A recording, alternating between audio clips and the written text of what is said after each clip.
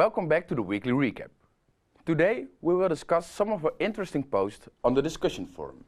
Hello there. Indeed, thank you for all your input. First, we would like to mention the 100 x 100 challenge. We selected different nominees and you can vote for the solutions that you think has to win. For example, the Breathable Cities of Europe team shared this nice image of urban farming. Another nominee is the team of Digital Smart Cities. They argue that a smart grid is essential to manage energy flows. It's really nice to see all this activity. Hugo Demetz from Belgium posted an interesting remark about digitization. The most heard argument for digitization is cost saving. An example is street bins. Sensors tell which bins are full and need to be emptied. More efficient means often less labor intensive and therefore cheaper.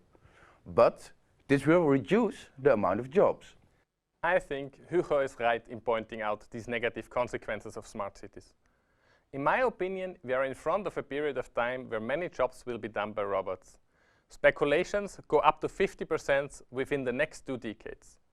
You can actually check how probable it is that your job will be replaced by a robot.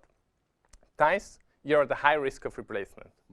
A form of artificial intelligence could easily analyze the discussions in the forum and pose the most urgent questions to me.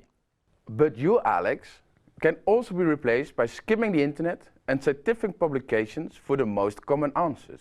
So we want both.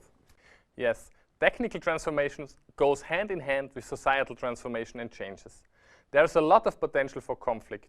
Therefore, it's crucial to understand the city and metropolitan solutions not from pure technological and economic standpoints, but always in the wider framework of society environment. So, you mean that it is important to ask, for example, who profits from specific solutions? Who loses? Where do resources to implement the solutions come from? And who decides which solutions are implemented? Yes, indeed. I would like to point out another, perhaps not so apparent risk of the smart city. Cities have evolved because they provide the opportunity for reinvention and the ability to be anonymous. But it's difficult to stay anonymous in a city full of sensors. And, as we are just experiencing from social media, forgetting is not a strong side of them. So how to reinvent yourself or start from new in a smart city that doesn't forget? These questions require public discourse, in which I strongly encourage you to take part in. In the weekly assignment, we ask you to use satellite images to study changes in your urban area. Srihil Bhaskar from Bilaspur in India, one of the smart cities in India, thinks that the tools provided by ESFRI will be useful in comparative planning, development and innovation. Comparing the situation from 1990 and 2010, he noticed changes in the river patterns, of vegetation patterns, and in the ponds and lakes due to industrialization. He concludes that this will lead to global warming, low groundwater level, urban heat island effects, and reduced biological activity.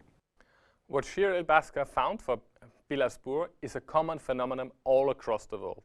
The mass urbanization of the last centuries did happen on the cost of natural environments.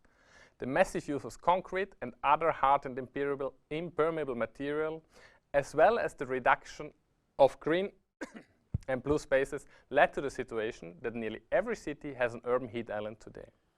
What do you see as possible solutions for these problems? Well, I will summarize what can be done. More green spaces to increase evapotranspiration. Less impervious surfaces to allow water to infiltrate the ground and increase evapotranspiration. More water, specifically shallow and moving water, to increase evaporation without storing heat. A system of open spaces that provide shadow to increase the thermal comfort for people and allow wind to bring fresh air from the city's surroundings into the city.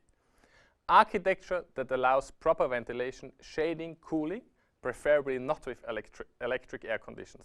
And finally, the use of solar and photovoltaic panels to transform solar radiation into usable heat and electricity.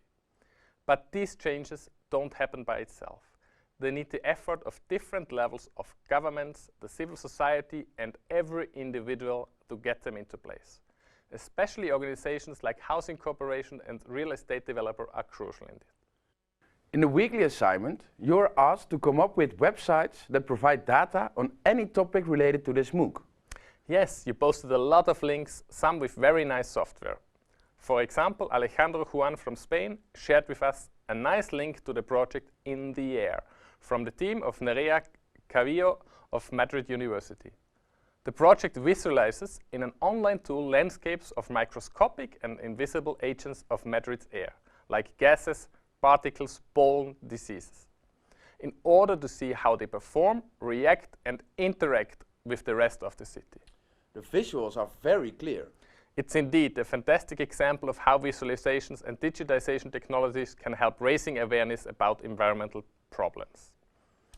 The really cool thing is that it combines science and modeling techniques with art. Did you see the art installations in the public space that measure and visualize the air quality in real time? Providing instant feedback is one form of gratification. It helps to adapt your behavior immediately, by either avoiding places with high pollution or pollen you are allergic to, or by producing less pollutants. I am really looking forward to seeing more of these types of monitoring and visualization systems appear in our cities. This nice example brings us to the end of this week's recap.